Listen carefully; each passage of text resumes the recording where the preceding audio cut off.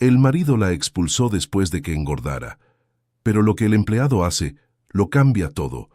Jimena estaba parada bajo la lluvia con una maleta negra a sus pies y un osito de peluche apretado con fuerza contra su pecho, el vestido blanco de encaje empapado pegado al cuerpo, los cabellos rizados cayendo sobre su rostro mojado, mientras las lágrimas se mezclaban con el agua que escurría por su nariz, su mentón, su cuello. Después de 5 años de matrimonio, el marido, uno de los hombres más ricos y respetados de la ciudad costera de Bahía Serena, la había expulsado de casa en plena madrugada lluviosa, frente a todos los empleados y guardias de seguridad que servían en la mansión. La justificación que él gritó desde la escalinata, con el dedo señalando y la voz cortando la lluvia como un cuchillo, fue la más cruel que ella podría haber imaginado escuchar, que había engordado demasiado y que ya no soportaba mirarla así. Aquellas palabras resonaron por toda la propiedad, mientras los hombres de traje negro sostenían paraguas transparentes con rostros de piedra, sin mover un solo músculo. Nadie se movió. Nadie dijo nada, excepto uno. El hombre que estaba parado a pocos metros de ella, con los brazos cruzados y una mirada pesada dirigida hacia el patrón en lo alto de las escaleras, era Javier. 38 años, hombros anchos, el brazo derecho cubierto de tatuajes oscuros que parecían contar una vida vivida más en el sufrimiento que en cualquier tipo de comodidad. Trabajaba en la mansión desde hacía 12 años cuidando los jardines, haciendo reparaciones, siendo la persona que resolvía los problemas que nadie más quería resolver. Era sencillo, callado, invisible desde el punto de vista del patrón. Pero esa noche fue el único que se movió.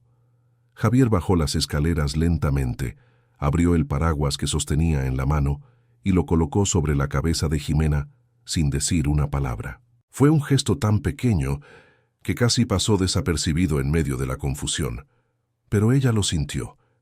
Y ese mínimo gesto de humanidad fue lo que impidió que se derrumbara por completo allí mismo, en el piso mojado de la entrada de esa casa que durante 5 años llamó hogar.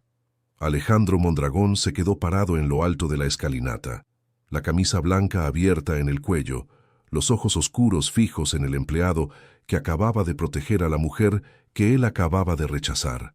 Había algo en su expresión que no era exactamente ira, era sorpresa, como si nunca hubiera imaginado que alguien dentro de esa casa fuera capaz de un gesto así. «Javier», dijo él, con la voz bajando peligrosamente, «vuelve a tu lugar». Javier no respondió. Se quedó quieto sosteniendo el paraguas sobre la cabeza de Jimena, los hombros rectos, la mandíbula firme, la mirada directa al frente sin subir para enfrentar al patrón, ni bajar por vergüenza.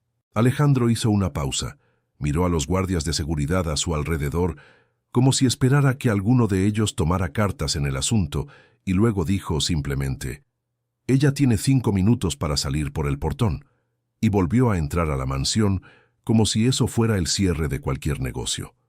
La puerta de madera maciza se cerró con un sonido pesado que resonó por la escalinata mojada.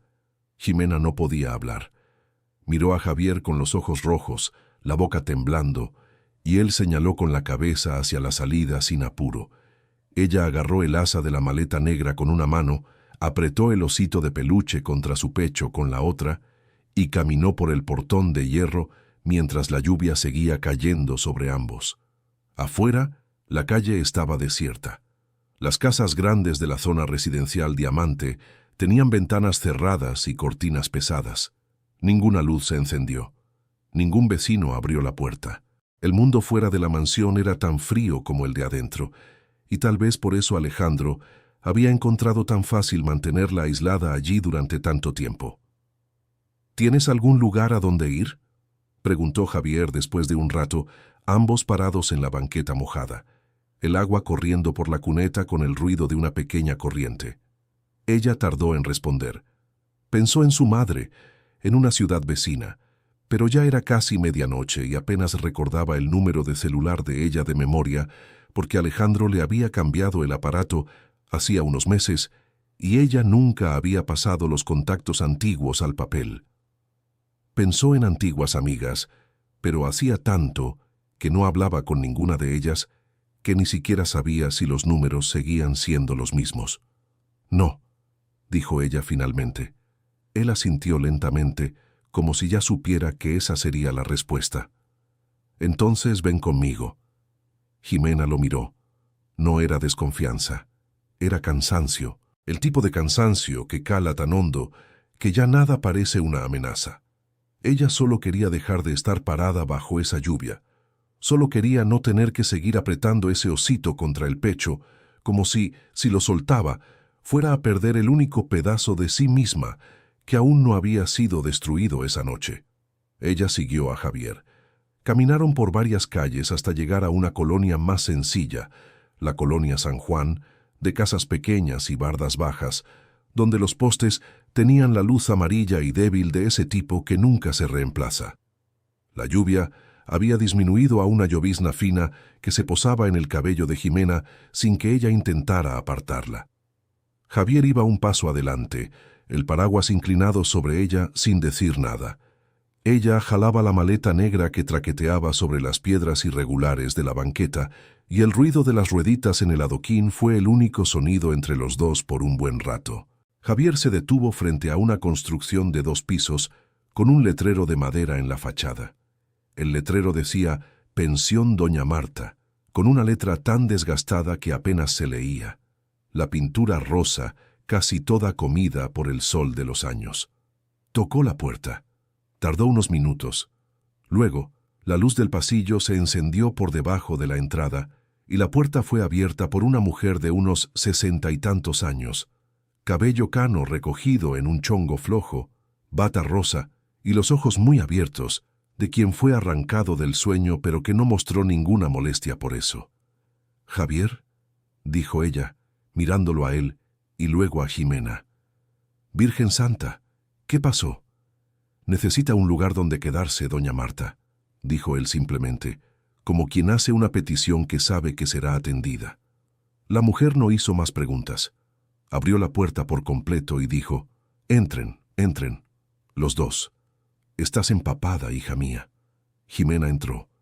El interior de la pensión era sencillo pero cálido. Había un pasillo con cuadros de flores colgados en las paredes con cuidado, una mesita de madera con un mantel de crochet y un florero de begonia artificial, y un olor ligero a canela que venía de algún lugar al fondo de la casa, como si doña Marta hubiera olvidado un té caliente a fuego lento antes de dormir. Había algo en esa casa que no había en la mansión, la sensación de que ese espacio había sido arreglado con cariño real y no con dinero. Doña Marta llevó a Jimena hasta un cuarto al final del pasillo del primer piso, un espacio pequeño con una cama individual de colcha floreada, una ventana con persiana de madera pintada de blanco y una silla en la esquina con un cojín de tela estampada. «El baño está ahí», dijo doña Marta señalando la puerta de al lado. «Tiene agua caliente. Ve a bañarte y después duerme. Mañana hablamos».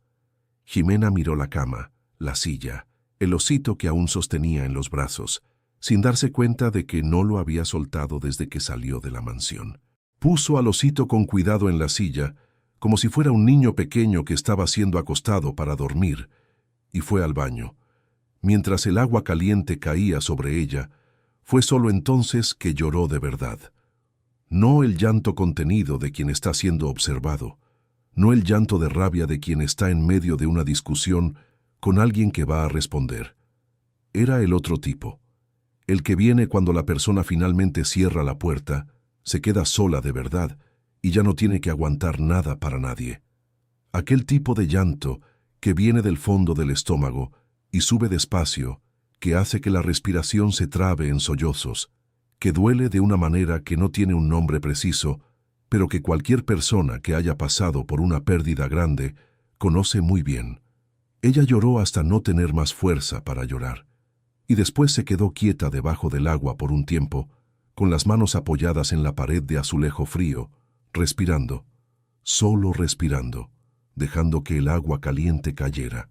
Cuando salió, había una muda de ropa doblada en la silla junto al osito que doña Marta había dejado sin hacer ruido. Un pantalón de sudadera gris un poco holgado y una blusa sencilla de algodón color crema. Jimena se vistió despacio, con los movimientos lentos de quien hace esfuerzo para cada acción, se acostó en la cama y cerró los ojos. No se durmió de inmediato. Se quedó mirando el techo en la oscuridad, oyendo la llovizna golpear suavemente la ventana allá afuera, el ruido del agua escurriendo por el tubo de lluvia cercano, y trató de entender cómo había llegado a ese punto. Trató de encontrar el momento exacto en que todo había empezado a desmoronarse. Pero el problema con este tipo de cosas es que no hay un momento único. Es una serie de momentos que se van sumando tan despacio que no te das cuenta de cuánto has caído hasta que ya estás muy abajo. 5 años. 5 años de matrimonio con Alejandro Mondragón. Al principio, él había sido diferente, o ella había creído que sí, que era lo que dolía más ahora, cuando miraba hacia atrás con los ojos de lo que sabía. Él era atento, hablaba con ella durante horas de cualquier tema, parecía genuinamente curioso sobre quién era ella, y no solo sobre cómo aparentaba. Eran conversaciones que ella había guardado como pruebas de que había algo verdadero allí. Ahora ella pensaba en esas conversaciones de otra forma. Se conocieron en una fiesta de un amigo en común cuando ella tenía 27 años y él tenía 34. Ella trabajaba como asistente en una pequeña agencia de comunicación y tenía una vida que era toda suya. Un departamento rentado en una zona residencial diamante, una gata llamada Pelusa, que dormía a los pies de la cama, un grupo de amigas que se juntaban todos los viernes en un bar cercano para cenar y hablar más que comer.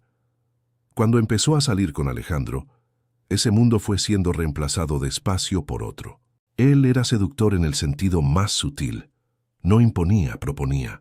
No prohibía, sugería alternativas mejores. ¿Qué tal si dejas ese departamento y vienes a vivir aquí conmigo? Es más seguro, más cómodo.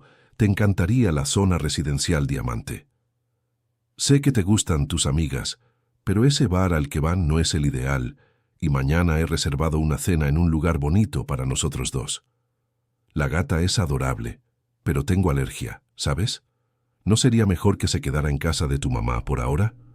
Cada propuesta se presentaba como un regalo, y ella había aceptado cada una como tal. La gata se fue a casa de su mamá. El departamento se devolvió. Las amigas se fueron perdiendo el contacto. Ella se fue a vivir a la mansión y cuando se casaron, 1 año y medio después de conocerse, ella estaba completamente dentro del mundo de él y no había notado cuánto de su propio mundo había dejado atrás. El primer año de matrimonio fue bueno, de la manera en que las cosas parecen buenas cuando estás en el ojo de una tormenta y aún no sabes que el viento va a cambiar. Él era generoso con regalos, la llevaba a restaurantes caros, la presentaba a sus amigos como mi esposa linda, pero había comentarios, pequeños, casi invisibles, en medio de tanta aparente generosidad. ¿No crees que ese vestido está un poco ajustado? ¿Comiste tanto así? Creo que estabas mejor cuando eras más delgada, ¿sabes? No estoy criticando, solo comento. Ella respondía con una sonrisa incómoda y no decía nada.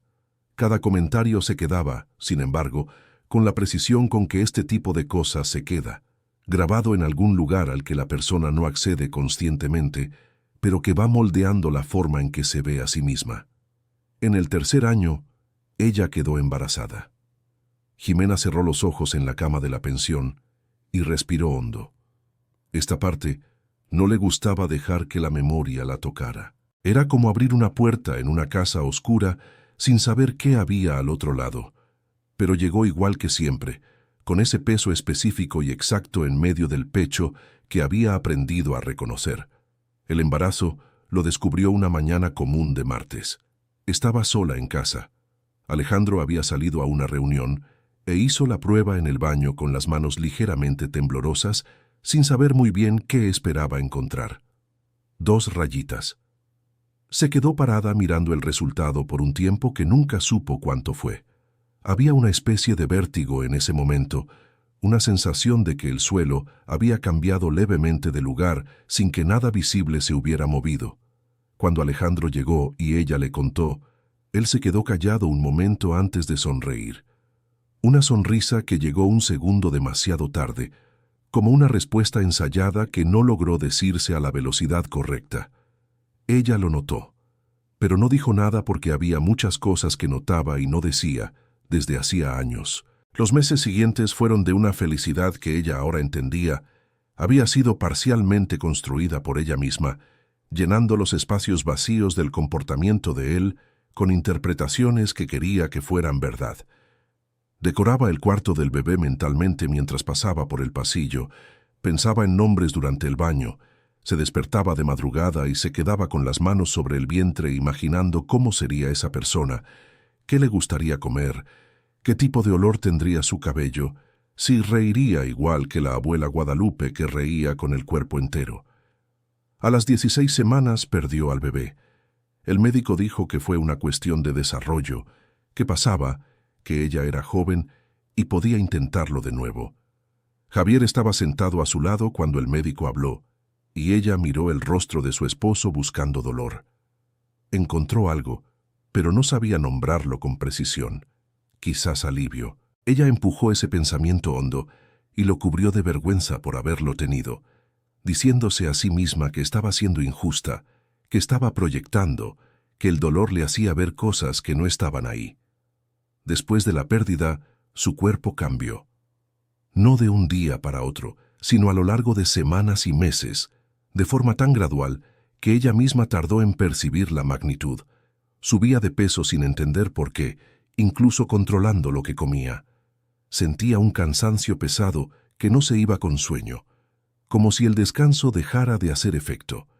El cabello chino que siempre tuvo se caía más de lo que debía, dejando el cepillo lleno todas las mañanas. Tenía frío en ambientes que todo el mundo consideraba normales. Se volvía lenta en momentos en que antes era ágil. Le habló a Alejandro, le pidió que la llevara al médico. Él agendó una consulta con un especialista particular. La llevó, esperó afuera durante la atención porque dijo que tenía una llamada urgente de negocios que hacer. El médico pidió estudios. Cuando los resultados llegaron unas semanas después, en un sobre con el nombre del consultorio, Alejandro fue a buscarlos porque ella estaba en casa descansando y él dijo que pasaría por ahí de todas formas. Él volvió con el sobre.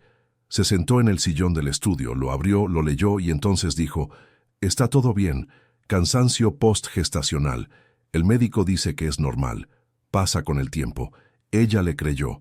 Los meses siguientes fueron de una crueldad que ella solo pudo ver completamente desde aquel cuarto pequeño de pensión, más de 2 años después.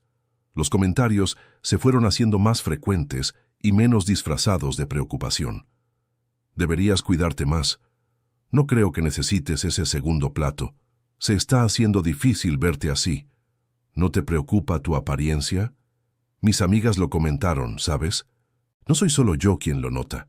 Y ella, que había creído que él la amaba, fue absorbiendo cada palabra como si fuera verdad. Fue dejando de mirarse al espejo porque lo que veía en él había sido descrito por alguien a quien amaba como un problema. Fue dejando de usar la ropa que le gustaba porque él hacía comentarios. Fue dejando de asistir a eventos sociales porque él empezó a decir que prefería ir solo, que ella no estaba bien para ser vista. Se fue replegando dentro de esa mansión enorme como alguien que va desapareciendo, poco a poco, dentro de un espacio que debería ser suyo y que se iba volviendo cada vez más pequeño. Y entonces llegaron los 5 años de matrimonio. Y entonces llegó aquella noche de lluvia. Se giró de lado en la cama de la pensión, se subió la colcha floreada hasta la barbilla y miró al osito sentado en la silla, apenas visible en la oscuridad del cuarto. Ese objeto era lo único que había tenido tiempo de agarrar antes de que él ordenara al guardia que trajera la maleta. Los empleados habían llenado la maleta a toda prisa con lo que tenían más a mano en el armario y ella ni siquiera sabía bien qué había dentro. Pero el osito lo había tomado con sus propias manos, del cuarto que había empezado a decorar para un bebé que nunca llegó. Era el único símbolo que quedaba de una pérdida que nadie había lamentado con ella de verdad. Cerró los ojos. Afuera, la llovizna seguía. A la mañana siguiente, Jimena despertó con el olor a café y con el sonido apagado de una radio sonando bajito en algún cuarto lejano. Se quedó quieta un momento. desorientada, antes de recordar dónde estaba. El cuarto estaba bañado por una luz de madrugada que entraba por las rendijas de la persiana de madera en tiras doradas paralelas. Se quedó mirando esas tiras de luz en el techo por un rato antes de tener valor para levantarse. La cocina de la pensión era pequeña y estaba llena de cosas. Frascos de especias alineados en el estante, un refrigerador viejo con imanes de diferentes lugares pegados en la puerta, formando una especie de mapa afectivo, una mesa con mantel a cuadros rojo y blanco, donde doña Marta estaba sentada con una taza entre las manos y un periódico doblado enfrente que claramente no estaba leyendo. «Buenos días», dijo la mujer con una sonrisa pequeña y honesta que no intentaba forzar alegría pero tampoco dejaba espacio para la tristeza. «El café está listo. Hay bolillo, hay mantequilla, hay un poco de ate de guayaba si quieres». Jimena se sentó a la mesa. Se quedó en silencio un momento, mirando el mantel a cuadros, las manos que puso sobre él. «Gracias», dijo por fin, la voz aún ronca de tanto llorar y de poco sueño. «Por dejarme quedarme». Doña Marta hizo un gesto con la mano, como quien espanta una mosca sin ningún drama. «No tenías que agradecer. Javier me lo pidió, y a Javier lo conozco desde que tenía todos los dientes de enfrente, y se tropezaba con sus propios pies. Si él te trajo aquí, es porque necesitabas estar aquí». Jimena miró la taza que doña Marta había puesto frente a ella sin que se lo pidiera, ya con café en la medida justa y un poco de leche, como si la mujer supiera exactamente cómo lo prefería por alguna razón que no se había dicho. «¿Cuánto tiempo puedo quedarme?», preguntó después de un momento. «El tiempo que necesites», dijo doña Marta simplemente sin dudar. «Tengo cuartos libres y la compañía me hace bien». Había una franqueza en esa mujer que Jimena no sabía exactamente cómo recibir, porque no estaba acostumbrada a ella. Alejandro había sido generoso con cosas materiales durante años, con restaurantes y ropa y viajes, pero nunca con ese tipo de sencillez directa que no pide nada a cambio y no espera nada y no calcula. Era un tipo de bondad que ella había olvidado que existía. Tomó el café en silencio. Comió un pedazo de bolillo con mantequilla y ate de guayaba. Y fue la primera comida en mucho tiempo en que nadie comentó lo que estaba metiendo en la boca, nadie cruzó una mirada de juicio, nadie suspiró levemente de forma que ella lo oyera. Jimena apareció todavía esa mañana, tocando la puerta de la pensión antes de las 10 con el toque característico de quien toca puertas toda la vida con las mismas manos que cargan herramientas. Trajo consigo una bolsa de plástico que sostenía con cuidado. «Conseguí algo de tu ropa», dijo cuando Jimena abrió la puerta, entregándole la bolsa. La que estaba en el armario del cuarto de costura, al fondo del pasillo. Sabía que ahí no la revisarían tan pronto. Jimena miró la bolsa. Él tenía la misma expresión de siempre. Seria, directa, sin artificialidad, ni excusa ni explicación innecesaria. «¿Cómo entraste?», preguntó ella. «Tengo la llave del portón trasero. Siempre fui yo quien la usaba para llevar las herramientas de jardinería y materiales de reparo. Todavía no han cambiado la cerradura. Fui temprano, antes de que alguien estuviera despierto, y salí por el mismo lugar». Ella tomó la bolsa con cuidado. Dentro había algunas blusas que reconoció, un pantalón de lino beige que le gustaba usar en los días calurosos, un vestido de día azul claro con botoncitos al frente. Su ropa. Cosas que había elegido en algún momento en que aún elegía cosas por sí misma. Y al fondo de la bolsa, debajo de todo, había un sobre pequeño doblado por la mitad. «¿Qué es esto?», preguntó ella tomando el sobre. Javier metió las manos en los bolsillos del pantalón de trabajo. «Tus documentos». Estaban en un cajón del escritorio del segundo piso. El cajón tenía llave, pero yo había hecho la reparación de la cerradura hace unos 3 años y me quedé con una copia por error. Nunca la devolví porque nadie la pidió. Jimena abrió el sobre, su acta de nacimiento, la credencial de identidad con la foto de hace 6 años en la que ella tenía el cabello más corto, el CURP, el comprobante de estudios que había usado cuando se inscribió en un curso antes de casarse, Cosas que le había preguntado a Alejandro algunas veces en los últimos meses y que él siempre decía que estaban guardadas en un lugar seguro, en un cajón del escritorio, sin nunca mostrárselas, sin nunca buscarlas cuando ella las pedía. Ella se quedó mirando los documentos por un rato. Luego miró a Javier. ¿Sabías que él las estaba guardando? Sospeché, dijo él, mirando hacia un lado por un instante antes de devolver la mirada a ella. Cuando preguntaste por ellas la semana pasada delante de mí, en el pasillo, y él dijo que no sabía dónde estaban, la respuesta no coincidió con lo que había visto. Fui a verificar antes de que pasara algo. Había algo en la forma en que dijo aquello que ella no logró interpretar completamente en ese momento. No era solo la lealtad de un empleado cumpliendo una función, era otra cosa para la que aún no tenía palabras. «Gracias, Javier», dijo ella. Él asintió, se dio la vuelta para irse, y entonces se detuvo. «Una cosa», dijo sin girarse completamente, con los ojos en la calle. «¿Vas a ir al médico?» «¿Por qué?» «Porque necesitabas haber ido hace mucho tiempo, y creo que lo sabes». Se fue antes de que ella pudiera responder, y la calle se tragó su figura con la naturalidad de siempre. Querido oyente, si estás disfrutando de la historia, aprovecha para dejar el me gusta y principalmente suscribirte al canal. Eso ayuda mucho a los que estamos empezando. Ahora continuando. Jimena se quedó en la puerta con el sobre en la mano, mirando la calle mientras él desaparecía por la esquina. Doña Marta apareció detrás de ella sin hacer ruido, como quien pasaba por ahí por casualidad. «Él siempre fue así», dijo la señora en voz baja, mirando también la esquina. «Habla poco, pero cuando habla acierta». Ese mismo día, a principios de la tarde, doña Marta la acompañó hasta una clínica comunitaria de salud a unas calles de distancia. El lugar era sencillo, lleno de sillas de plástico naranja y luz de neón en el techo, con un televisor en la esquina que pasaba un programa de cocina sin volumen. Había algunas personas esperando. Jimena se sentó y esperó también, con las manos sobre las rodillas, mirando el piso de linóleo. El médico que la atendió era un hombre de unos 50 años con anteojos redondos, de aros oscuros y un modo pausado de hablar que no era falta de interés, era lo contrario. Era la calma de quien escucha de verdad antes de responder.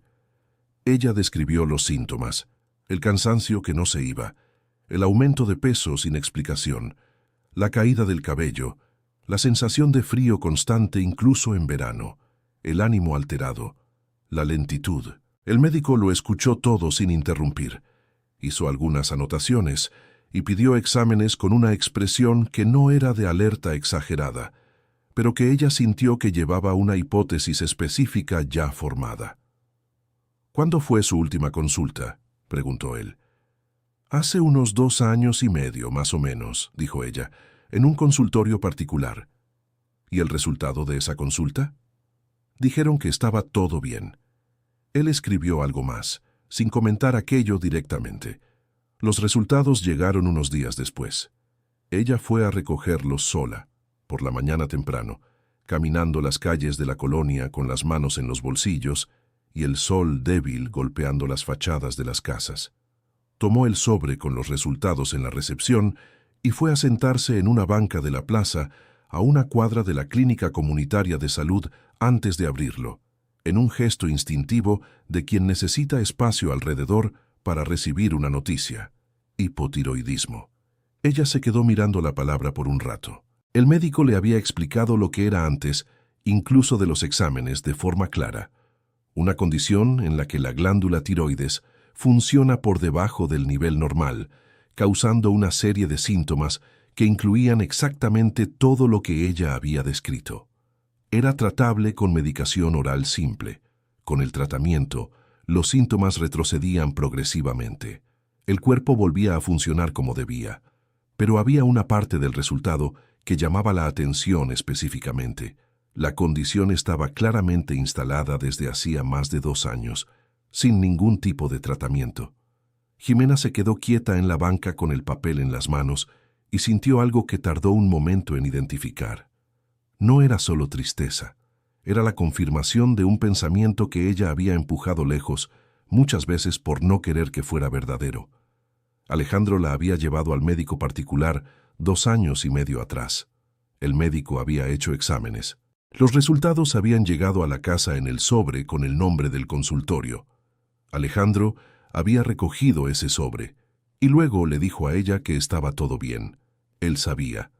Ella se quedó sentada en la banca por un largo tiempo después de que esa certeza se asentó definitivamente dentro de ella. No lloró. Estaba más allá del llanto en ese momento. Había un tipo de dolor que va demasiado profundo para que las lágrimas logren expresarlo, y ella sintió exactamente eso, un dolor frío y preciso, como algo siendo cortado lentamente en un lugar que no sabías que existía antes de ser cortado. Él había sabido del diagnóstico y había elegido no tratarlo. Había elegido, en cambio, culparla por el peso que el propio cuerpo de ella estaba generando por falta de tratamiento. Había pasado 2 años haciéndole creer que era descuido, falta de esfuerzo, falta de voluntad, falta de amor propio. Había construido sobre el sufrimiento físico de ella una narrativa de fracaso moral, y ella lo había creído. Ella dobló el resultado, lo puso en el bolsillo del abrigo que doña Marta le había prestado, se levantó de la banca y fue a caminar. No volvió directo a la pensión. Caminó por un buen rato por las calles de la colonia, sin destino, solo andando porque necesitaba que el cuerpo se moviera, mientras la cabeza intentaba procesar el tamaño de lo que había descubierto. Pasó por una panadería con el olor a pan saliendo por la puerta abierta, por un puesto de periódicos con las portadas coloridas, por una señora mayor que barría la banqueta frente a su casa y la saludó con un gesto amable. Ella saludó de vuelta sin detenerse. Había algo en aquel gesto tan simple, esa mujer desconocida saludándola como si fuera lo más natural del mundo, que hizo que a Jimena se le apretara la garganta de una manera distinta a como lo había hecho en las últimas semanas. Era el descubrimiento, pequeño pero real, de que el mundo fuera de la mansión aún contenía personas que la trataban como alguien que existía.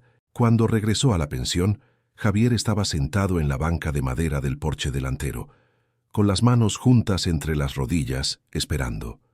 No dijo nada cuando ella llegó. Solo la miró con esa atención directa que no era invasiva ni intrusiva, solo era presencia. Ella sacó el papel del bolsillo y se lo entregó sin decir nada. Él lo abrió, lo leyó, se tomó su tiempo, lo dobló con cuidado y se lo devolvió. Él lo sabía, dijo ella. No era una pregunta, era una afirmación dicha en voz alta por primera vez. Puede ser, dijo Javier con cuidado. Pero ahora tú también lo sabes, y ahora tienes los documentos, y ahora tienes médico, y tienes por dónde empezar. Ella se sentó en la banca a su lado, mirando la calle sin fijarse en nada en específico. ¿Por qué me ayudaste?, preguntó ella después de un rato.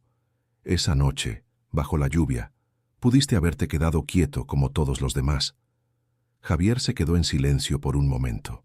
Ella sintió que no era el silencio de quien no sabe qué responder, sino el de quien está escogiendo cómo decirlo. Porque era lo correcto, dijo él finalmente. No es suficiente como respuesta. Él se giró ligeramente hacia ella, y ella vio en su rostro una expresión que era más abierta de lo habitual. Tengo una hija.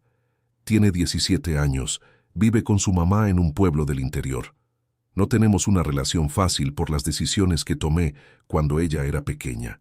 Cuando te vi ahí en la lluvia, vi a alguien que necesitaba que al menos una persona hiciera lo correcto. Y yo era la única persona dispuesta a hacerlo. No necesitaba otra razón más que esa. Jimena se quedó mirándolo.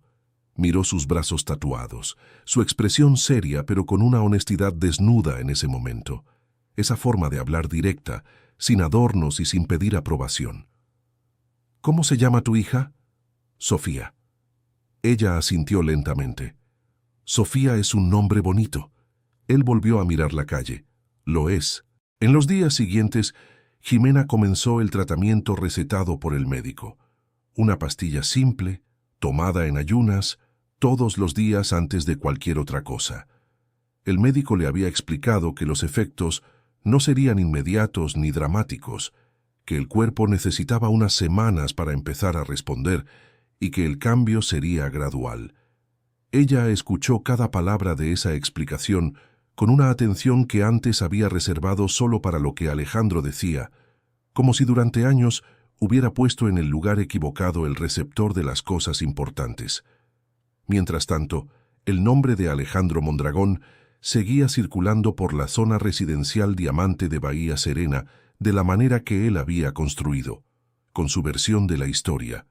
Jimena lo supo a través de doña Marta, que tenía una hermana llamada Beatriz viviendo en esa zona y que de vez en cuando traía información sin que Jimena tuviera que preguntar directamente, con la naturalidad de quien menciona el clima. Alejandro decía que Jimena se había ido por su cuenta, que ella estaba pasando por un momento emocionalmente difícil y que él había intentado ayudarla, pero que ella había preferido irse, que él estaba preocupado y deseaba que ella encontrara paz, que había hecho todo lo posible por una mujer que no aceptaba ayuda.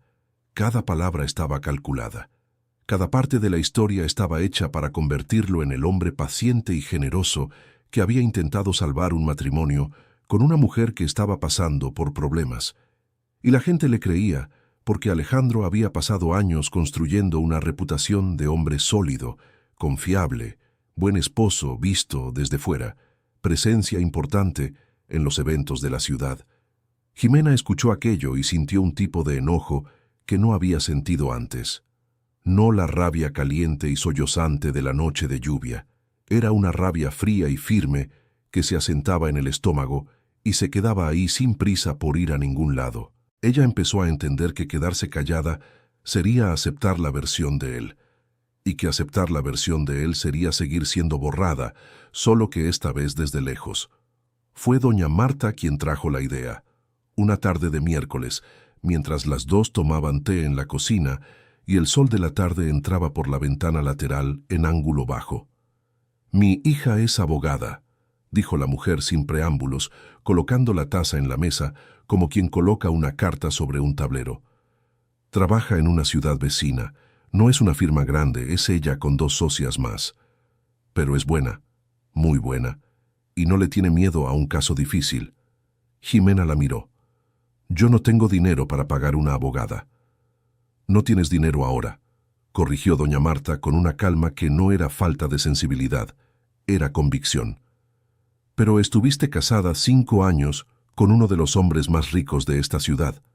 Y si lo que me contaste a lo largo de esta semana es verdad, hay más cosas debajo de lo que aparece en la superficie». Jimena se quedó en silencio, mirando la taza de té. «Ella va a querer escucharte», continuó doña Marta, «sin ningún compromiso al principio, solo para oír lo que tienes que decir. Deja que ella decida si hay algo que hacer. No pierdes nada con una conversación». Al final de esa semana, Jimena fue una tarde soleada a la ciudad vecina en un autobús de línea que doña Marta le había indicado, con la parada y el tiempo de trayecto anotados en un papel. Se sentó del lado de la ventana y se quedó mirando el paisaje durante el trayecto, la carretera costera con los cocoteros espaciados y el reflejo del sol en el mar al fondo, e intentó organizar mentalmente lo que había vivido. ¿Qué pruebas existían? ¿Qué sabía con certeza y qué era sospecha? La oficina de la abogada quedaba en una calle comercial sencilla, en un local en el segundo piso de un edificio pequeño de fachada beige. El letrero en la puerta decía solo «Villalobos Inasociadas», en letras simples. Jimena subió la escalera con las manos ligeramente frías. La abogada se llamaba Paola Villalobos, 40 y tantos años, cabello lacio oscuro hasta el hombro, lentes delgados de armazón discreta y una expresión que transmitía exactamente el tipo de seriedad concentrada que Jimena necesitaba en ese momento. Sin juicio inmediato, sin condescendencia, sin prisa. Su oficina estaba ordenada pero trabajada, con carpetas en los estantes, cada una identificada con etiquetas escritas a mano. «Mi mamá me llamó la semana pasada», dijo Paola después de estrechar la mano de Jimena e indicarle la silla frente al escritorio. «Me contó lo que pasaste. Antes que nada, quiero decirte que lo siento mucho». Jimena asintió con la cabeza. «Pero ahora cuéntame todo», dijo la abogada tomando un bloc de notas. Desde el principio, no te saltes nada. Aunque parezca pequeño o irrelevante, cuéntamelo. Ximena pasó más de una hora hablando. Habló sobre el matrimonio, sobre los comentarios progresivos, sobre el aislamiento gradual de las amigas y la familia, sobre el embarazo, sobre la pérdida del bebé, sobre el aumento de peso que vino después, sobre el diagnóstico que Alejandro había ocultado guardando el sobre y diciendo que todo estaba bien, sobre los 2 años de culpa que ella había cargado por su propio cuerpo, que estaba enfermo sin tratamiento, sobre la noche de lluvia, sobre los documentos guardados en el cajón, sobre lo que Javier había hecho. Paola escuchó todo sin interrumpir, anotando en silencio, la expresión concentrada, sin revelar lo que estaba pensando. Cuando Ximena terminó, se quedó un momento releyendo sus propias notas. «Hay algo que no me has dicho todavía», habló Paola despacio, sin levantar la vista del bloc. «O algo que sabes pero no estás segura si es importante». Ximena pensó. «La propiedad», dijo ella después de un momento. «La mansión, sus empresas. Cuando nos casamos, él tenía una empresa de comercio establecida. Pero a lo largo de los años, en conversaciones que escuchaba de pasada, mencionaba que había puesto cosas a nombre de un primo, que estaba reorganizando el patrimonio. Nunca entendí muy bien qué significaba eso. Cuando le pregunté una vez, dijo que era un asunto de gestión y que no debía preocuparme por eso». Paola levantó la cabeza del bloque. «¿Recuerdas el nombre del primo?» «Fernando. Fernando Mondragón. Aparecía en las cenas a veces, en Navidad, en algunas reuniones familiares. Nunca me gustó mucho. Tenía una forma de mirarme que era como si supiera algo que yo no sabía. Siempre me hizo sentir incómoda, pero nunca pude poner en palabras el porqué». La abogada anotó el nombre con cuidado. Golpeó la mesa con el dedo una vez por un segundo, como quien ordena una idea, y dijo: «Voy a necesitar tiempo para verificar algunas cosas a través de consultas públicas. No prometo nada aún, y no quiero que te vayas con expectativas exageradas, pero lo que me contaste es suficiente para que empiece a investigar. Si lo que sospechas sobre el patrimonio es cierto, esto cambia bastante el panorama general». Ximena regresó a la pensión en autobús con una sensación que no sabía nombrar con precisión. No era esperanza aún, era algo más cauteloso y más contenido. Como una llama muy pequeña que proteges con las 2 manos del viento antes de saber si sobrevivirá hasta la próxima hora. Cuando llegó encontró a Javier sentado con doña Marta en la terraza, los dos tomando jugo de naranja y conversando en voz baja sobre algo que ella no escuchó. Se detuvieron cuando ella llegó, y ella los miró por un segundo antes de sentarse también. «¿Cómo te fue?», preguntó Javier. «Va a verificar algunas cosas», dijo Ximena. «Dijo que puede haber algo que hacer, que necesita tiempo». Doña Marta le apretó la mano sobre el brazo de la silla. «Es el comienzo», dijo la señora con esa voz que siempre tenía la cantidad exacta de firmeza. Javier no dijo nada, solo asintió con una ligereza que ella notó mayor de lo habitual. Esa noche, mientras Ximena intentaba dormir, escuchó pasos en el pasillo y luego el sonido bajo de la televisión en la sala, la voz de una conductora comentando alguna receta.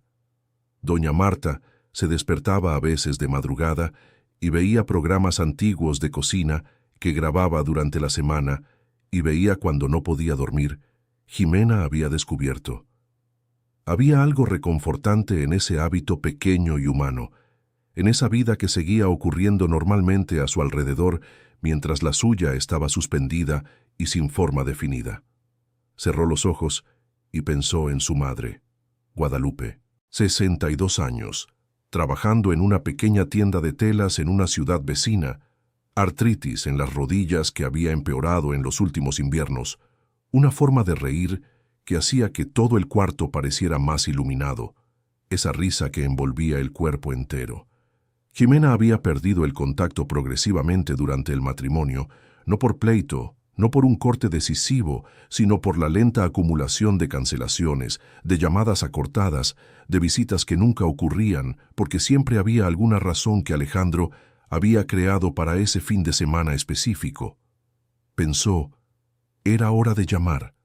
Se quedó dormida antes de decidirlo, pero a la mañana siguiente, cuando despertó con el olor a café y el sonido de la televisión encendida bajito en la sala, fue a la cocina.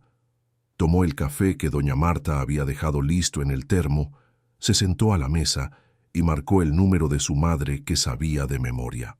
Guadalupe contestó al tercer timbrazo, con una voz que intentó disimular la sorpresa y no lo logró del todo. ¿Jimena? Hola, mamá. Hubo un silencio de unos segundos. Del tipo que no es vacío, es lleno de cosas no dichas que se están organizando para ser dichas. Mi hija, dijo Guadalupe con una voz que tenía todo lo que Jimena había extrañado en los últimos meses. Sabía que ibas a llamar. Jimena cerró los ojos por un segundo. Mamá, necesito contarte algo. Cuenta, ella contó. No todo de una vez, pero lo suficiente. Lo suficiente para que Guadalupe entendiera la magnitud de lo que había pasado. La madre escuchó sin interrumpir, y Jimena fue oyendo a través de su silencio cada momento en que estaba conteniendo alguna reacción para no estorbar lo que aún faltaba por decir. Cuando Jimena terminó, Guadalupe guardó silencio por un momento antes de decir. Yo vi. Con el tiempo veía que algo estaba diferente. Cuando hablábamos por teléfono siempre parecías bien en la superficie, pero había algo debajo que no lograba tocar, y cuando intentaba preguntar algo más directo, la conversación siempre se desviaba. No quería entrometerme. Pudiste haber insistido, dijo Jimena sin acusación en la voz, solo constatación. Lo sé. La voz de Guadalupe fue honesta con un tipo de dolor que una madre carga diferente a cualquier otra persona. Fui cobarde también. Pensé que si lo necesitabas me llamarías, y no lo hiciste porque también tenías miedo de algo que no sé nombrar. Había una honestidad en esa conversación que ninguna de las dos había tenido antes, limpia de rencor directo, pero llena de un cuidado que necesitaba reordenarse.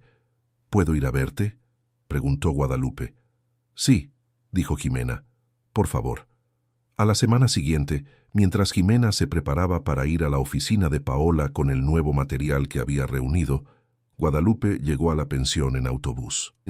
Era una mujer baja y menuda, el cabello canoso con algunos mechones aún oscuros que resistían, los ojos cafés iguales a los de su hija y un abrigo azul que Jimena le había visto usar por años, viejo pero bien cuidado.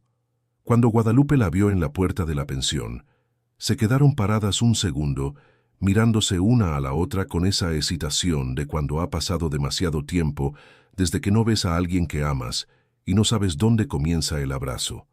Entonces se abrazaron. Doña Marta apareció en el pasillo, las vio abrazadas sin poder soltarse y regresó discretamente a la cocina sin decir nada, con la conciencia práctica de quien sabe cuándo la presencia estorba. Cuando fueron a la oficina de Paola unos días después, las dos fueron juntas. Jimena había llamado antes a la abogada explicándole que iba a llevar a su madre, y Paola había dicho que sí sin problema. La sala recibió a las 3.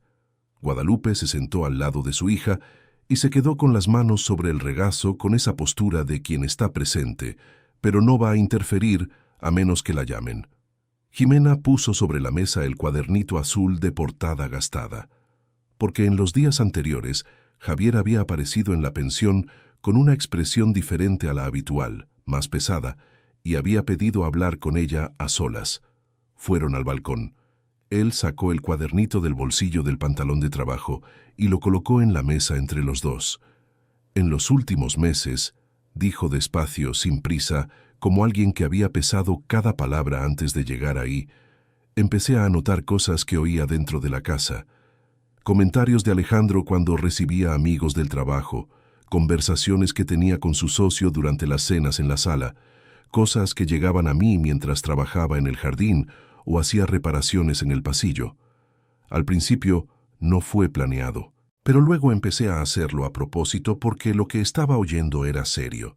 Ximena miró el cuadernito sin tocarlo. ¿Qué oíste? Una de las noches, como 3 semanas antes de que te echaran, Alejandro estaba cenando con un hombre que yo no conocía. Hablaban de dinero, de patrimonio, de bienes que estaban siendo transferidos al nombre del primo Fernando. Alejandro dijo que estaba previniéndose antes de tomar la decisión. Usó exactamente esas palabras, y luego dijo que llevaba tiempo planeando esto y que solo estaba esperando el momento adecuado. El silencio entre los dos en el balcón fue lo suficientemente pesado como para tener peso físico. Él estaba planeando echarte antes de que ocurriera cualquier cosa, dijo Javier mirándola directamente.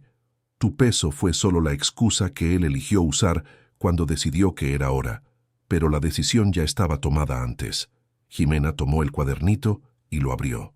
La letra de Javier era pequeña e inclinada hacia la derecha, firme, con fechas escritas con cuidado en la parte superior de cada página de anotaciones. Ella hojeó despacio, pasando la vista por los fragmentos de frases, por los nombres, por las fechas que reconocía de momentos específicos.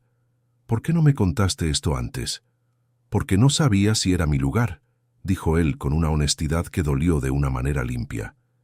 «Tuve miedo de haber entendido mal algo, de haberme metido donde no debía. Pero cuando regresaste de la primera reunión con la abogada pensé, si ella está intentando hacer algo, necesita saber todo lo que yo sé». Ella cerró el cuadernito y se quedó mirando hacia la calle. «Esto puede cambiar todo el proceso», dijo finalmente. «Es lo que pensé también. Javier, si Alejandro se entera de que hiciste esto, te van a despedir». Él la miró con una calma que parecía genuina y que no era descuido. «Ya lo sé. Entonces estás dispuesto a...» «Ya decidí», dijo él simplemente. «Solo necesitaba contártelo primero». Ahora, en la oficina de Paola, con Guadalupe a su lado sosteniéndole la mano, Jimena vio a la abogada abrir el cuadernito y leer con esa concentración específica de quien está identificando el peso legal de cada frase. Paola leyó durante un tiempo considerable. Cuando terminó, cerró el cuadernito con cuidado y dijo: «Las fechas aquí coinciden con registros públicos de transferencias patrimoniales que ya localicé en las consultas que hice esta semana». Habló despacio, pesando cada palabra. «Si confirmamos que estos movimientos se hicieron antes de la separación con la intención de blindar el patrimonio, esto caracteriza algo muy relevante para el proceso». «¿Qué cambia eso para mí?», preguntó Jimena. «Cambia que tienes base para impugnar la división de los bienes que él esperaba que fuera solo la parte mínima que te correspondería, que el proceso va a ser más amplio de lo que él calculó, y que vas a necesitar asistir a las audiencias, enfrentar el proceso desde el principio hasta el final, y que va a ser difícil y largo, y que habrá momentos muy duros». Paola la miró directamente. «Pero Jimena, lo que él hizo tiene sustento. No estás con las manos vacías». Guadalupe, que había permanecido en silencio durante toda la reunión, apretó la mano de su hija con fuerza. Jimena respiró hondo. «Entonces vamos adelante», dijo ella. El proceso se inició la semana siguiente. La primera reacción de Alejandro al ser notificado fue intentar llamar al número de celular que Jimena había usado antes de cambiarlo, que ya no funcionaba. Luego envió comunicación a través de su abogado diciendo que estaba dispuesto a una conversación informal para resolver las cosas sin proceso. Paola respondió que toda comunicación se haría a través de los canales formales establecidos. La segunda reacción fue más predecible. Alejandro convocó a los empleados de la mansión y esta vez fue más directo que la primera vez. Llamó a Javier por su nombre frente a todos. Dijo que se había enterado de que él había traicionado la confianza de la casa y que estaba despedido con efecto inmediato, sin aviso previo, sin ninguna ceremonia. Javier salió de la mansión ese mismo día cargando sus herramientas en una caja de cartón. No devolvió el juego de llaves de repuesto que tenía consigo, no porque se le olvidó, porque Paola le había pedido que no devolviera nada aún, hasta que consultaran qué podía o no mantenerse como parte del proceso. Cuando llegó a la pensión con la caja, doña Marta abrió la puerta y lo miró por un segundo con una expresión que lo tenía todo y no tenía nada. «Sabías que iba a pasar», dijo ella. «Lo sabía», dijo él. «Entra. También tengo cuarto libre aquí». Jimena estaba en la terraza cuando él llegó. Miró la caja, lo miró a él y no dijo nada por un momento. «¿Estás bien?», preguntó ella. «Estoy», dijo él. Y parecía verdad en la superficie, pero había una capa debajo de eso que no dijo en ese momento. 12 años en aquella casa, 12 años de despertar temprano y llegar antes que cualquier otro empleado, de cuidar cada planta del jardín con el nombre decorado, de reparar cada portón oxidado, de conocer cada pasillo y cada cuarto y cada cajón y cada secreto que aquellas paredes guardaban.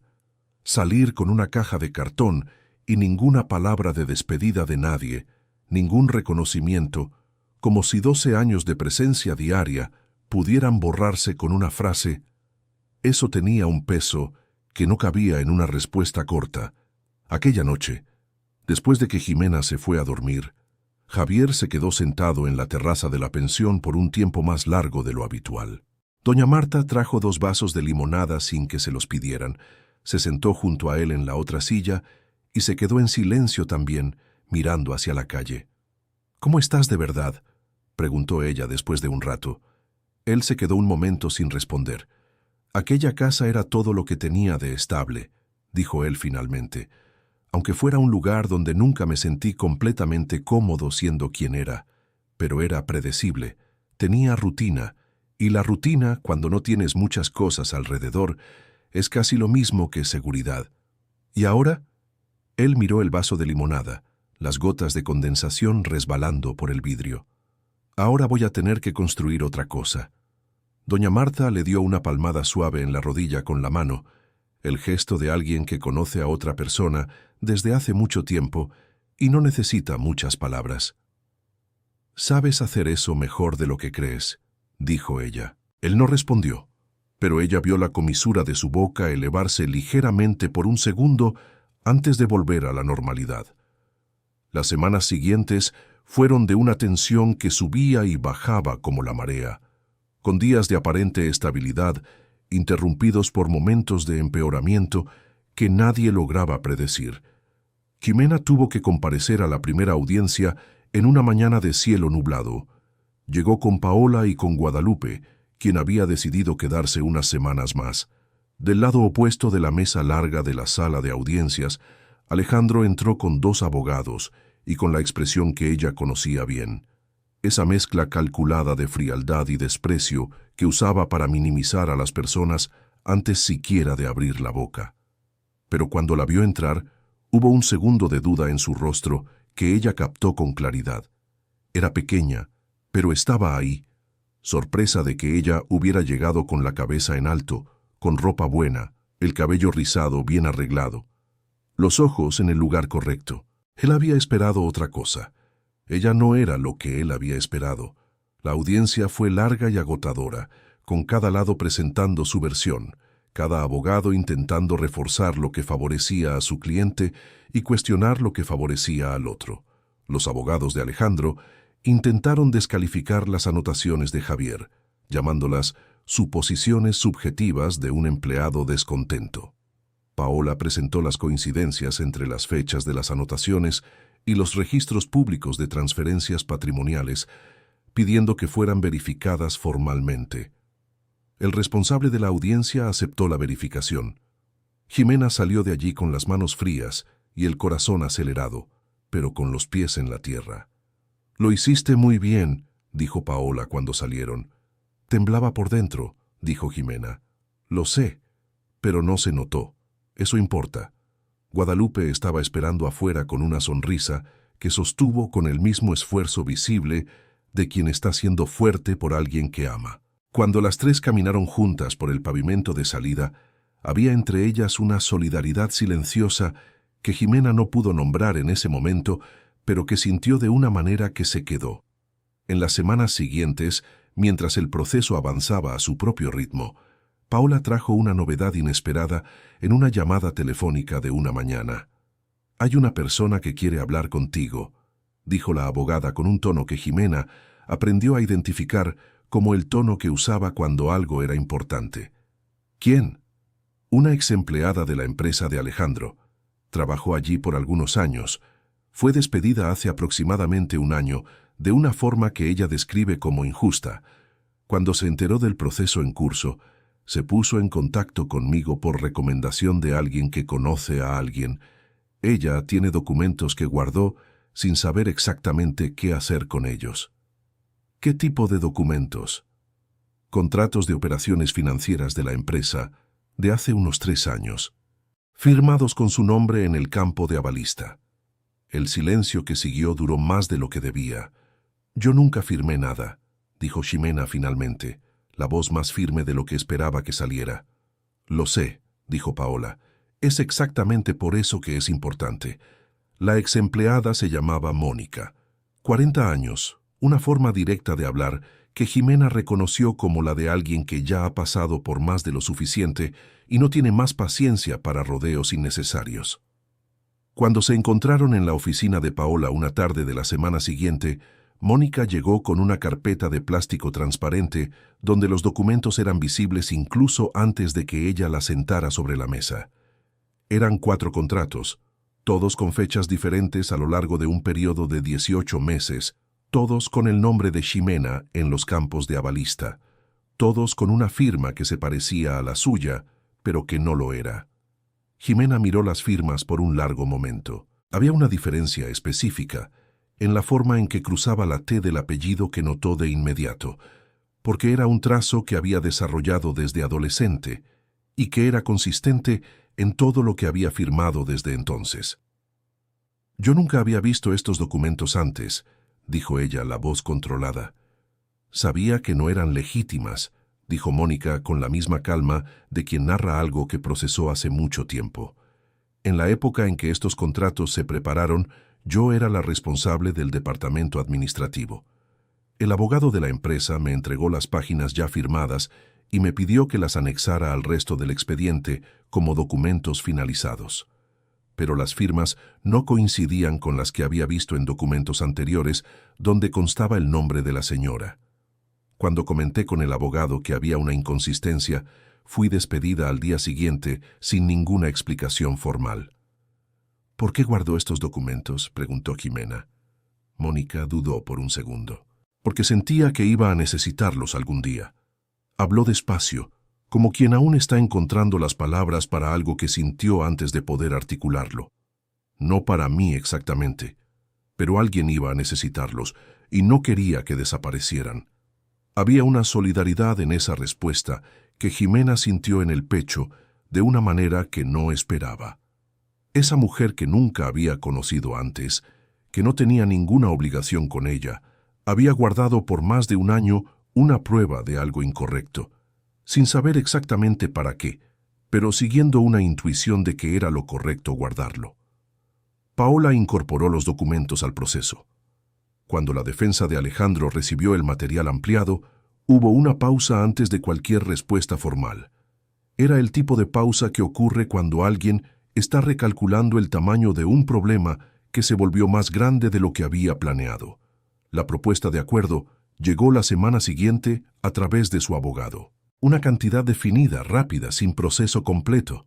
Paola presentó la propuesta a Ximena.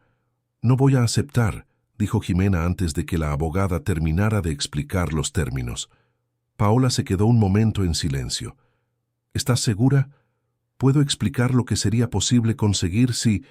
«Estoy segura», dijo Ximena. «Quiero que lo que hizo sea visto.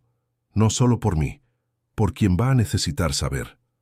Paola asintió con una expresión que Ximena interpretó como respeto. Entonces continuamos. Cuando Alejandro fue notificado de la negativa al acuerdo, reaccionó con la única cosa que tenía cuando no podía controlar: enojo. En la siguiente audiencia, la primera en la que ambos estuvieron nuevamente en la misma sala desde la noche de la lluvia, él llegó con una energía diferente a la primera vez, más tensa, menos calculada.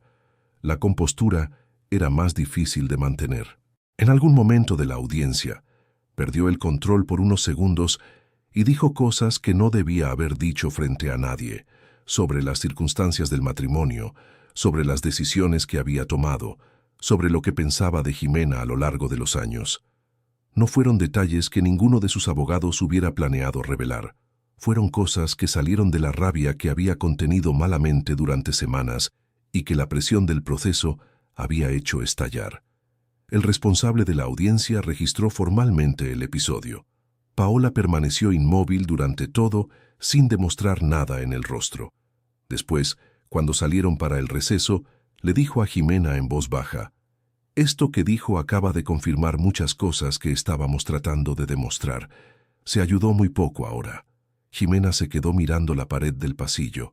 «Lo oí decir cosas parecidas durante 5 años», dijo ella, «solo que nunca frente a un testigo». La decisión final del proceso llegó una mañana de jueves, varios meses después de la noche de la lluvia. Paola la recogió en coche en la pensión porque había dicho que quería estar a su lado cuando la escuchara. Guadalupe fue con ellas. Javier se quedó afuera de la oficina porque la sala era pequeña, pero estaba allí cuando llegaron, recargado en la pared con los brazos cruzados y los ojos en el sol de la mañana. Jimena se sentó frente a Paola, con Guadalupe a su lado sosteniéndole la mano por tercera vez en una sala de oficina, y escuchó a la abogada leer la decisión en voz baja y clara. Había reconocimiento de los daños morales por la forma en que se había llevado el matrimonio y por la expulsión pública humillante.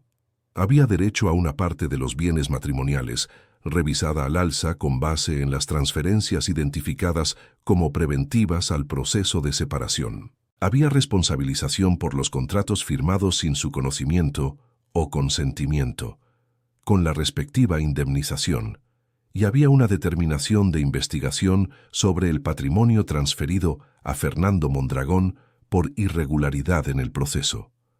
Cuando Paola terminó de leer, Guadalupe comenzó a llorar en silencio, el tipo de llanto silencioso que ocurre cuando uno se alivia después de mucho tiempo con miedo.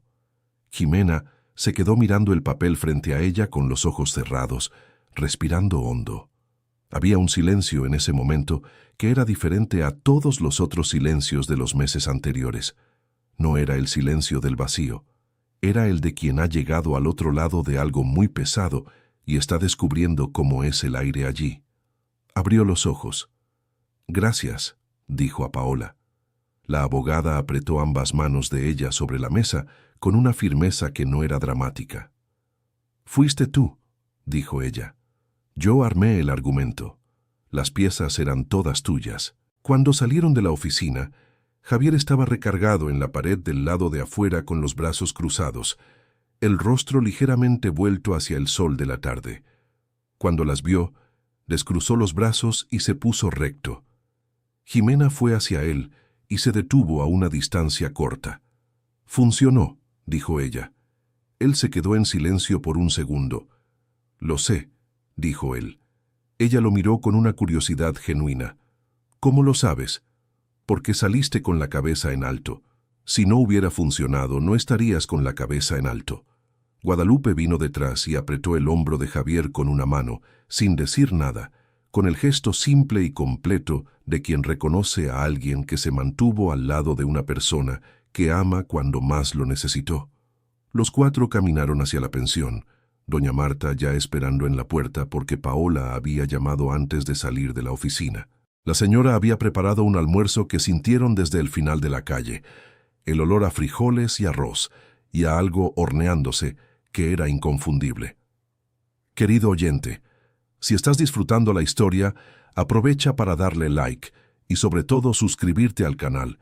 Eso ayuda mucho a los que estamos comenzando. Ahora continuando. Mientras almorzaban y la conversación se volvía más ligera, la tensión de meses disolviéndose con la comida caliente y la compañía, había algo que Jimena aún no le había dicho a Javier. Una cosa que había descubierto unos días antes y que había guardado dentro de ella, como ese tipo de detalle que no sabes bien dónde colocar antes del momento adecuado. Era algo que Mónica había mencionado de pasada durante una de las últimas reuniones con Paola, casi como un recuerdo adicional después de que el tema principal ya estaba cerrado. Mónica había dicho que aquella mañana en que fue despedida después de cuestionar las firmas, había otra persona que salió de la empresa ese mismo día. No despedida, que renunció. Una persona que había visto los mismos documentos en algún momento, que había guardado silencio durante la reunión, pero que fue al departamento de personal esa misma tarde y entregó el aviso voluntariamente. Jimena había preguntado quién era.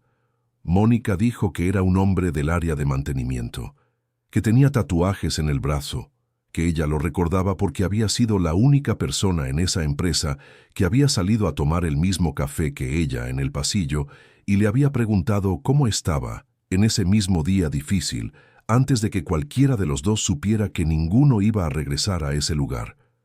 Después del almuerzo, cuando Guadalupe y doña Marta fueron a la cocina con la excusa de organizar la loza y ellos dos se quedaron solos en la sala con los vasos de jugo del postre, Jimena miró a Javier. «Trabajaste en la empresa de Alejandro antes de trabajar en la mansión», dijo ella. No era una pregunta.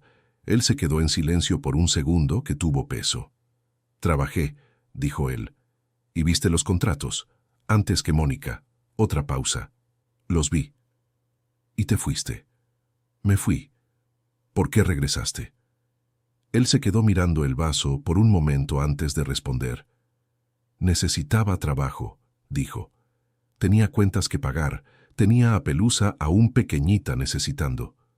Regresé porque no tenía otra cosa en ese momento, y cuando apareció una vacante en los jardines de la mansión, pensé que estaba lo suficientemente lejos de lo que había visto». Hizo una pausa. «Y él no me reconoció, o no le importó lo suficiente para recordar a un hombre de mantenimiento que se había ido hacía meses. Estuve 12 años allí pensando que me iría cuando apareciera otra oportunidad, y lo fui posponiendo». «Pero guardaste el cuadernito», dijo ella. «No desde el principio. Empecé cuando su comportamiento contigo fue empeorando. Cuando veía lo que estaba pasando y nadie hacía nada, y pensaba en los documentos que había visto, y sabía de lo que ese hombre era capaz, y aún así me quedaba callado yendo a regar las plantas». Respiró. «Empecé a anotar, porque era la única manera que sabía de hacer algo, sin saber aún qué iba a hacer». Jimena se quedó mirándolo por un largo momento. «Cargaste esa culpa por mucho tiempo», dijo ella. «La cargué. Por no haber dicho nada antes». «Sí». Ella se quedó en silencio por un segundo, mirando sus manos sobre la mesa. «Yo también me quedé mucho tiempo sin decir nada», dijo entonces, «sobre muchas cosas. Y uno piensa que se calla porque es más seguro, o porque no está seguro, o porque no quiere crear problemas. Pero en realidad uno se calla porque aún no ha llegado al punto en que el dolor de callar es más grande que el dolor de hablar. Y cuando ese punto llega», hizo una pausa, «hablas». Él la miró con una expresión que ella vio cambiar ligeramente en su rostro, como cuando una tensión guardada por mucho tiempo encuentra espacio para irse. «Sí», dijo en voz baja. Doña Marta apareció en la puerta de la sala con la excusa de traer los cafecitos y fingió no haber oído nada con un éxito muy limitado. Guadalupe vino justo detrás con los platitos y se sentó con esa expresión de madre que lo ha visto todo y no va a comentar delante de nadie. Jimena vio a su mamá y no pudo evitar sonreír. Javier vio su sonrisa y miró hacia otro lado con la comisura de los labios levantándose. Doña Marta puso el café en la mesa y dijo: «Entonces hoy lo celebramos». Y así se quedaron, los cuatro, en esa sala sencilla con la tarde entrando por la ventana. En los meses siguientes, las cosas se fueron reacomodando con la lentitud real de las reconstrucciones verdaderas, que no tienen nada de dramático en el día a día, pero que cuando miras hacia atrás después de un tiempo te das cuenta de cuánto ha cambiado. Con parte de lo que recibió en el juicio, Jimena alquiló un departamento pequeño en un barrio tranquilo cerca de la playa. Era sencillo, de 2 cuartos, con un balcón que daba a las copas de los árboles de la calle, donde los pájaros hacían ruido por la mañana. Armó los muebles con ayuda de Javier, que apareció un sábado con las herramientas y pasó toda la mañana arreglando los estantes que venían torcidos en el empaque. Puso el osito de peluche en el estante de la sala frente a la ventana, donde el sol de la tarde pegaba con esa luz dorada del atardecer que ella había descubierto era la más bonita de ese departamento. Volvió a estudiar. Había dejado una carrera de diseño gráfico cuando se casó con Alejandro, quien le dijo que era una pérdida de tiempo y que no necesitaba trabajar. Se reinscribió en una escuela técnica y fue 2 veces por semana con una mochila en la espalda, sentándose entre jóvenes de 20 años, sin importarle la diferencia de edad, descubriendo que sabía más de lo que pensaba y que aprender de nuevo era una forma de reconocerse a sí misma. Guadalupe empezó a visitarla cada mes sin falta. A veces se quedaba todo un fin de semana, durmiendo en el sofá que Jimena había convertido en cama improvisada con cobijas extra, y las dos cocinaban juntas recetas antiguas de la familia que Jimena había dejado de hacer durante los años en la mansión, donde las comidas siempre las preparaba la cocinera y nunca tenían ese sabor de cosa hecha por mano familiar. Javier abrió formalmente su pequeño servicio de mantenimiento residencial, con una tarjeta sencilla que doña Marta ayudó a repartir entre conocidas de la colonia. La clientela creció lento, pero de forma constante, un nombre recomendando al otro, la calidad del trabajo hablando antes que las palabras. Consiguió un cuarto rentado en una colonia cercana a la de Jimena, pero seguía comiendo en la pensión de doña Marta, seguido porque, como dijo una vez de forma muy práctica, la comida de ella era mejor que la suya, y eso era cuestión de honestidad. Una mañana de sábado, Jimena abrió la puerta del departamento para ir a caminar por la orilla del mar y lo encontró parado en la banqueta con una bolsa de pan fresco que había comprado en la panadería de la esquina. «Traje pan», dijo simplemente. «Ya vi», respondió ella. «¿Quieres subir?» «Quiero». Tomaron café en el balcón del departamento, con el sol de la mañana en las copas de los árboles y el ruido del barrio despertando a su alrededor. No había nada grandioso en ese momento, y ninguno de los dos necesitaba que lo hubiera. Después de un rato, Javier dijo: «Llamé a Sofía la semana pasada». Jimena levantó la vista del vaso. «¿Y?», contestó. Hubo una pausa que tenía dentro más de lo que el silencio mostraba. «Estuvimos casi una hora en el teléfono. Tiene una voz diferente a la que recordaba. Más grave, más adulta. Tiene sentido, fue creciendo, y yo no fui viéndolo». «¿Cómo estuvo la conversación?» «Difícil al principio. Tiene resentimiento. Tiene razón para tenerlo. Pero hablamos de verdad, sin fingir que todo estaba bien, que es la forma que he aprendido que funciona. Dijo que quería que fuera a visitarla». Jimena se quedó mirándolo. «¿Vas?» «Voy. El mes que viene. Ya compré el boleto de camión». Ella asintió lentamente, mirando las copas de los árboles allá afuera con el sol dándoles. «Me alegro». «Yo también», dijo él. Que había algo en la forma en que lo dijo, que no era solo sobre Sofía, sino sobre una versión de sí mismo que estaba siendo recuperada poco a poco. Más tarde, cuando él se fue, Jimena volvió a entrar y fue hasta el estante donde estaba el osito. Se quedó mirándolo por un momento con la luz de la tarde entrando por la ventana. Ella había cargado ese peluche aquella noche de lluvia, apretado contra el pecho, como el único pedazo de algo que había perdido.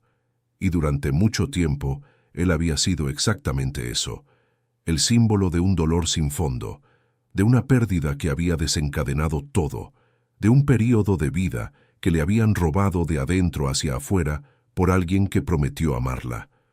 Pero en ese momento, mirando al osito en el estante con el sol dorado entrando por el vidrio de la ventana, ya no era solo eso. Era también la prueba de que ella había salido de esa lluvia con algo aún intacto dentro de sí, que había cargado lo que amaba incluso cuando estaba en el punto más bajo de su vida, que eso al final había sido suficiente para seguir adelante. Ella no era la misma mujer que se había quedado parada en aquella escalera con la maleta negra a sus pies, el vestido blanco empapado, el cabello mojado, sin tener a dónde ir y sin saber qué había de malo con su propio cuerpo durante tanto tiempo. Todavía tenía las marcas de eso, probablemente siempre las tendría, pero era alguien que había aprendido a diferenciar quién estaba a su lado de quién solo ocupaba espacio alrededor. Había aprendido a escuchar su propio cuerpo sin vergüenza. Había aprendido que pedir ayuda no era debilidad, sino una forma de coraje. Había aprendido que guardar silencio cuando algo está mal tiene un precio, y que ese precio lo paga la propia persona y no el silencio. Y había aprendido que a veces lo más importante que ocurre en una noche de lluvia es un paraguas abierto por manos que no tenían ninguna obligación de moverse. Dio la espalda a la ventana, fue a la cocina y puso la tetera a hervir. La tarde era bonita allá afuera, y ella tenía tiempo. Fin de la historia. Cuéntanos lo que sentiste al ver la fuerza de esta mujer empezar de cero. Deja tu comentario, dale tu like y suscríbete al canal para no perderte las próximas historias que tocarán tu corazón.